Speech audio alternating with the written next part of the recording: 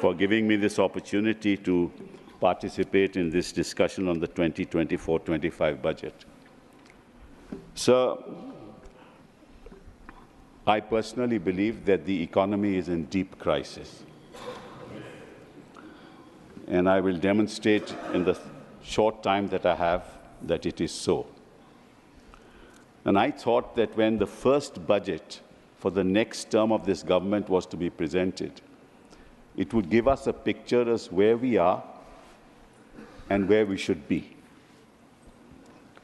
Forgetting about allocations made to departments and sectors of the economy, what's important is what is the vision of this government to get us out of this economic morass. That's really should have been the focus in this budget, but I find that absent. Now, before I say anything, let me tell you why the economy is in crisis. We are a population of 140 crores, sir, and I have an ILO report. It's called the India Employment Paper 2024, which says that 83% of India's youth is unemployed. This is not my data. 83% of India's youth is unemployed. And in 2000, the employment was 35.2%. Unemployment was 35.2%. It increased in 2022 to 65.7%, and in 2024 to 83%. This is the state of unemployment in our country. Now, how will you deal with that? Now, unemployment is not something that happens suddenly. It happens over a period of time. And it happens why? Because the economy is stagnant. And unemployment is related ultimately to several factors. It is related to education. It is in turn related to skill development, which in turn is related to industrial production, which in turn is related to GDP growth. Unless you deal with all these sections, you'll not be able to increase our unemployment rate. So this is where we are. And most of the unemployed people are in the unorganized sector. Only 10% are people who are organized in the organized sector.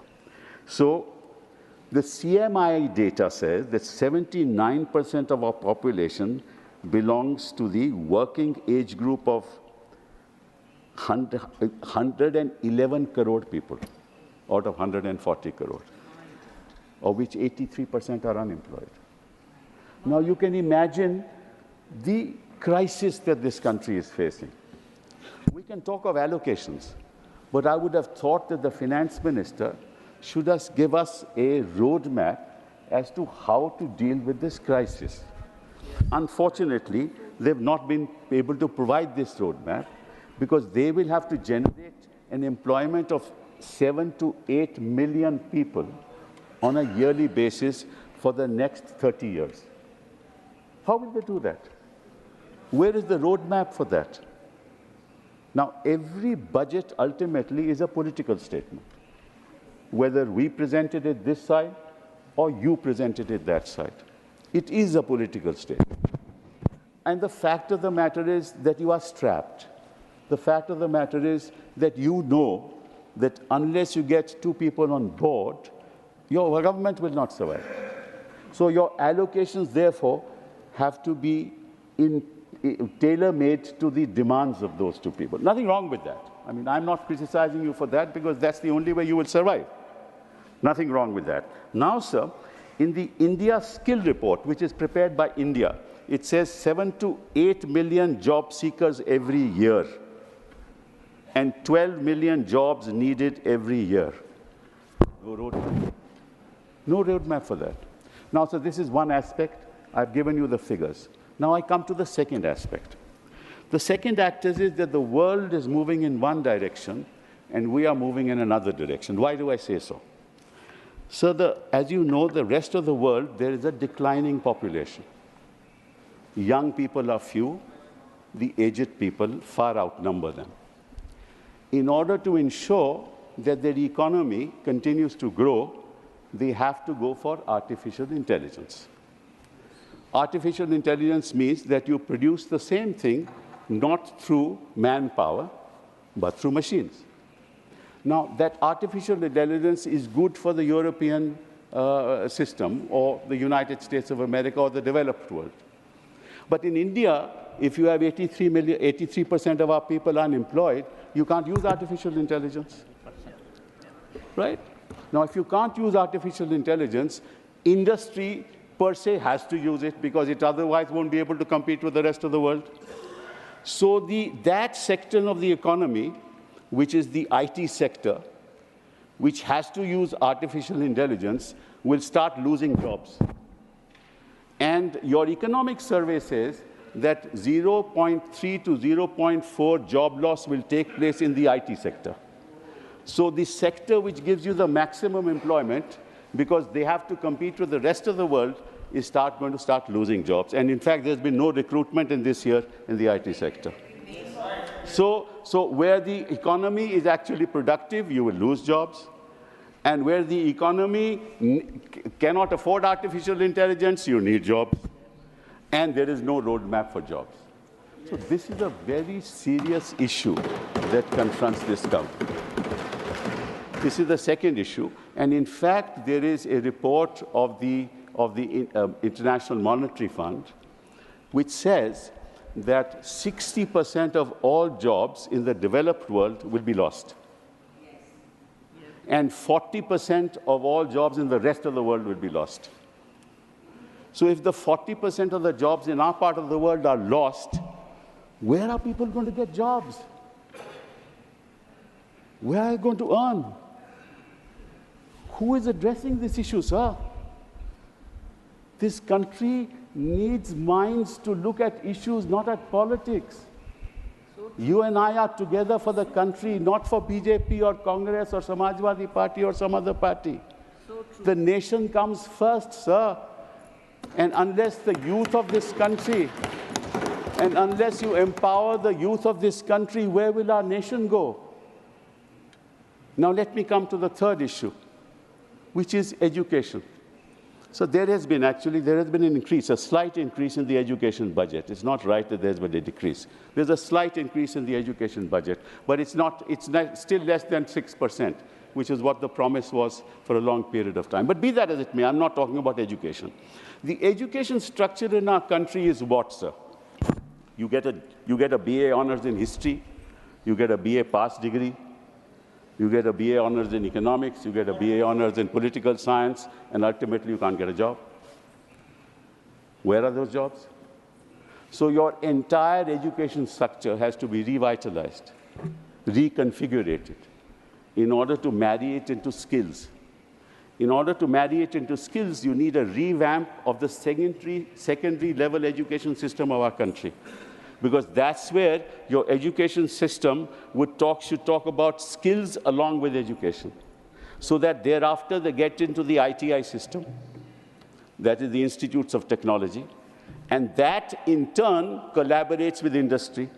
So industries, education, ITI to work together for absorption of young people into jobs in industry. That's the way you do it. Who is doing it, sir? Where is that roadmap in our country? What has been said by this government in the budget about these things? Nothing. Nothing at all, sir. And unless you skill our people, you're not going to give them jobs. So what will happen, sir? They all get self-employed.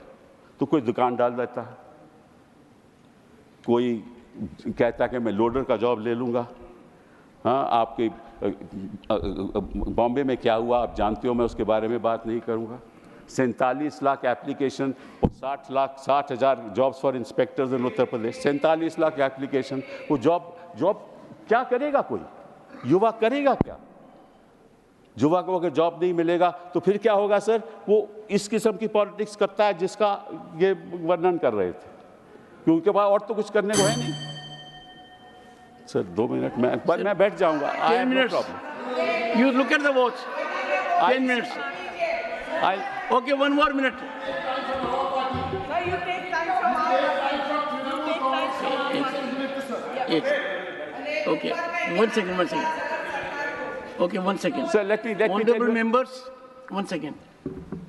I'll sit down, sir. No. Mr. Kapil Sibal had to his account 5 minutes. I said he will have 10 minutes. So it is not that I am not looking No, at you've it. been very kind, sir. And in the Business Advisory Committee, at the suggestion of the Leader of the House... I wanted to, sir... One second. We'll add the time. At the suggestion of the Leader of the House, and everyone agreed, Mr. Derek O'Brien, Mr. Tiruchi Shiva, that to give a member 3 minutes, he can hardly contribute. That is why I'm increasing the hours. Since I met him in my chamber, and we had settled for 10 minutes, but go for 15 minutes, sir. Go ahead. So that's very kind. Another 5 minutes. But after 5 minutes, I'm sure you'll take the seat. No problem. So whenever you ask, I have no desire, Mullahs, to bore the House on issues, Mullahs. Now let me tell you another issue, Mullahs, which is very important. Why is it important? So as you know, that ultimately allocations are made not by government, but by Finance Commission. The 15th Finance Commission made the allocations as to which state is to get how much money. There's some element of politics in that, but let's leave that aside. The Finance Commission said that 41% of the revenues that are earned will go to the states. Right, sir? Now, what actually happened? What actually happened is that the central government started to impose cess and surcharge.